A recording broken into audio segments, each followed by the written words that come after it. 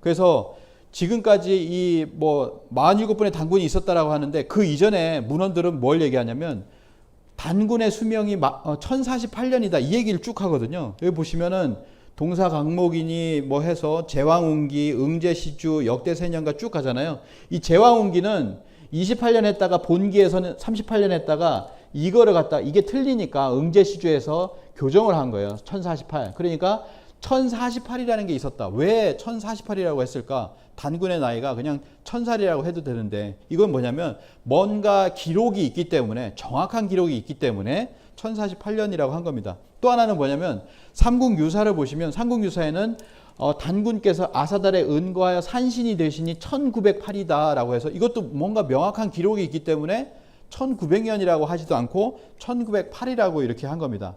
자, 이게 무엇일까? 단군세기를 보면 정확하게 알 수가 있죠. 그래서 단군은 2096년 동안에 제1왕조, 제2왕조, 제3왕조 세 번의 어떤 왕조를 거쳤다. 그래서 제1왕조는 1세 단군부터 해서 21세 소태 단군까지고 이때는 사만이라고 불렸다. 그리고 이 제2왕조는 백악산 아사달 시대인데 22세 색불로 단군에서 43세 물리 단군까지 3조선이라고 불렸다라고 하는 거예요.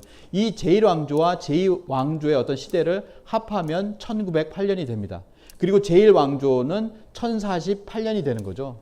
그리고 제3왕조는 장당경 아사달로 옮겨갔는데 이때는 부여다. 이때부터가 부여라는 거예요. 단군 조선이 어떻게 부여로 넘어가느냐라고 하는 것을 이 단군세기를 통해서 확실하게 알 수가 있죠. 그러면서 북부여 나오고 하면서 연결이 이렇게 되는 겁니다. 그래서 44세 구물당군부터 47세 고열가 당군까지 188년이다. 이게 합하면 뭐냐면은 바로 2096년이 되고 이 삼국유사에 나왔던 장당경으로 옮겨다가 장당경으로 옮겼을 때 뭐냐면은 그때 나이 산신이 되시니 1908세다라고 하는 건 뭐냐면 이걸 얘기한 겁니다. 제 1, 2왕조를 거친 1908년을 얘기하는 것이다. 그게 삼국유사에 이렇게 적혀 있다라는 거죠. 이 삼국유사에 나와 있는 이 숫자의 비밀을 풀 수 있는 것은 바로 이 단군세기밖에 없다. 환단고기밖에 없다라고 하는 겁니다.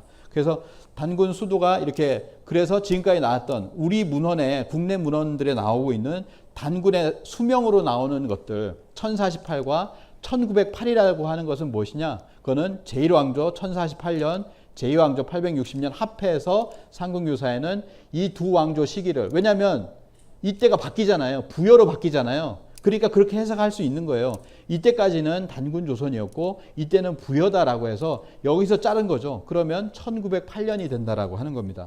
그렇게 본 거죠. 그래서 1948은 단군 조선의 제1왕조요. 1908은 단군 조선의 제1왕조와 제2왕조를 합친 건데 신기한 거는 뭐냐면 이렇게 해도 돼요.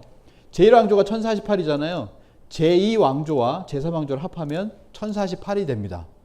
이거 계산 안 해보신 분 많거든요. 근데 이렇게 돼요. 희한하게도 이렇게 되고 이걸 합하면은 2096년이 이렇게 또 이렇게 되기도 합니다. 그래서 여기 다 나오는 거죠. 1048, 1908, 2096년.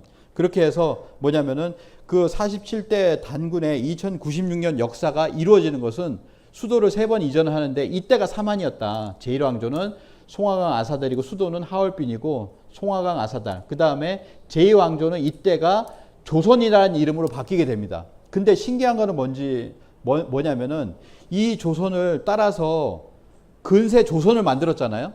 근세 조선을 만들었는데 그 근세 조선이 어디냐면 북악산 기슭에서 만들었어요. 거기 청와대가 있고 거기 경복궁이 있잖아요.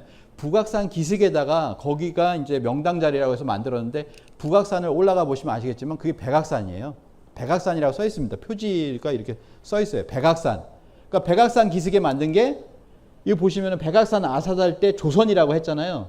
이때부터 조선이라고 했거든요. 근데 지금도 뭐냐면 이게 내려와서 한양 조선을 건설할 때도 보면 그 앞에 백악산이 있다라는 겁니다. 굉장히 신기하게도 그렇게 매치가 되더라라고 하는 거예요. 그 다음에 이제 장당경으로 갔을 때 여기 이제 대부여로 이렇게 넘어간다라고 하는 거죠.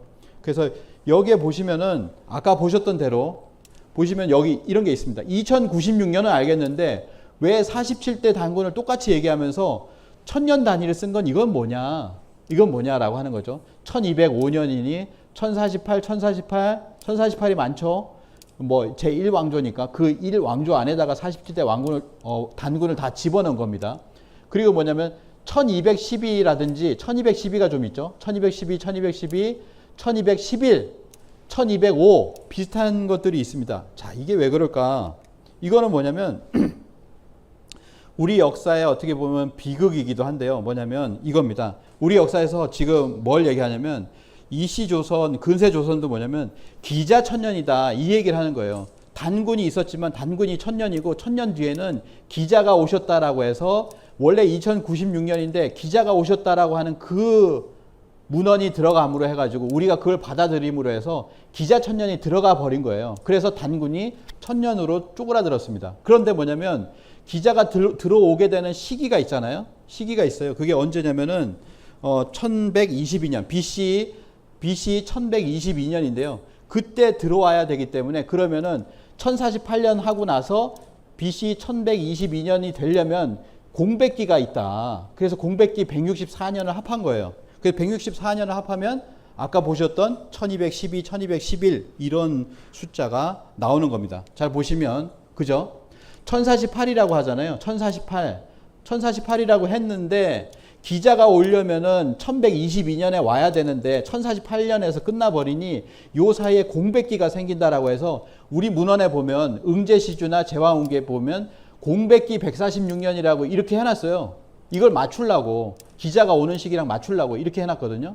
그래서 이게 뭐냐면은 이것까지 합해서 기자가 오기 전까지 단군조선의 역사다라고 했을 때 1048 그리고 1212년, 1211년이 요거 합하면 나오는 겁니다.